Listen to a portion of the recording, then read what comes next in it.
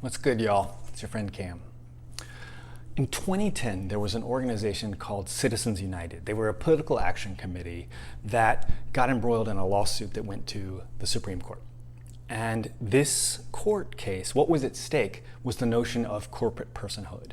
Could this company get the rights and privileges of an individual? They wanted to do large-scale campaign finance funding, and there were some limits to that people didn't have, and so they wanted to get access to that. They won, and corporate personhood continued to exist. I say continued because there's been a lot of cases over a very long period of time where corporations receive the benefits that individuals and people get. Now, in addition to that, there's benefits that they have. Things like you can set up favorable tax structures, other ways of shielding liability that corporations get that people don't. A corporation is an abstract entity, so it can't go to jail, right? There's a number of benefits that they get. Now, rather than try to fix the overarching system of why this is, I frankly don't know the answer to that, and humankind has struggled thus far to pull it off, so that's not what I really want to talk about today. What I want to talk about is what can we learn from those companies? What can we borrow in terms of strategies, in terms of methods to better our own lives? Why should they get all those benefits? So what I'm going to talk about today is the idea of a personal board of directors. Story time about how this came through. I was on my third company, and I was really understanding how much easier it is to grow a company when you have a good board of directors. These are advisors, shareholders, sometimes they're investors. They're people who give you guidance on how to grow the company. They're invested in your success and they care about you. They are sounding boards for feedback. They have connections that they can open up to you, right? And occasionally they're sources of capital. And I realized that it's a lot easier to grow a company when you have a good board helping you along. Now I thought to myself, why don't I have that as an individual? Why should CEOs get this, whereas a normal person doesn't, right? As a CEO, I was loving it, and I realized I would love to have the same sort of arrangement in my own personal life. So I suggested this to my friends. We had been getting together once a year, meeting in some random city, and these were my college friends, so we were kind of strewn about the country, and we did what all college friends do when they get back together once a year, which is regress. We just drank too much, right? And so I said, guys, I want to try an experiment. I've been getting this benefit of having a board of directors in my company. I want you all to be my board of directors and see how this goes. And they were like, okay, Cam, whatever. They're used to my weird ideas at this point. But they went for it.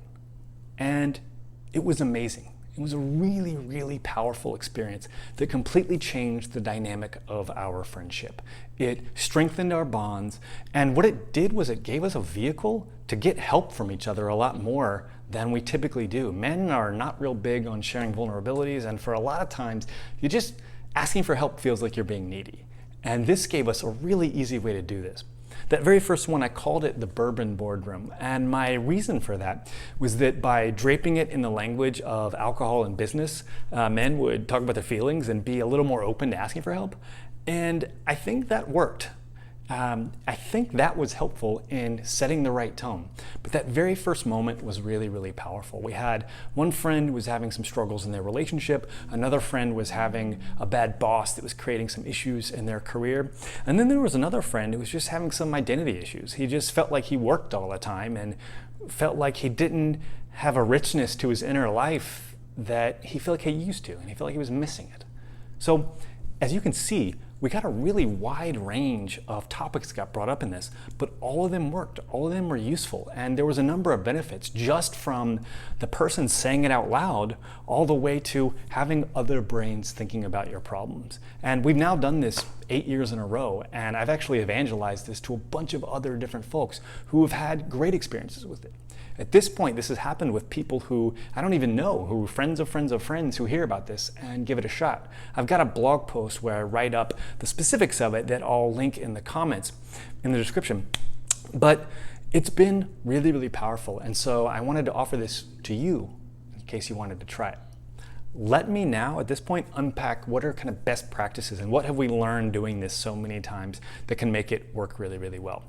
The first thing is it works best when you start with good friends, but you don't have to. I've done this a number of times with strangers, and it's been great as well. Sometimes there'll be a common thread that runs through them. If it's at a bachelor party or a bridal shower, there'll be folks who, again, there's a common thread, a common connection, but it can still be great there as well. Typically, the overarching process takes around 3 to 4 hours, depending on how many people you have. I generally recommend 4 to 6 is a good number, but you can do it with less and you can do it with more. The biggest group I ever heard doing this was actually 25 people. It was 2 separate groups of friends that just happened to be connected in the same way, and they gave it a shot. The thing I remember most about this was there was like a 240-pound, like muscle-bound meathead kind of dude who just kept saying, like, wow, I didn't know how hard it was going to be to say this stuff out loud. And he looks like the kind of guy who can just walk through walls. So there's been a few different experiments we've run about how to time it.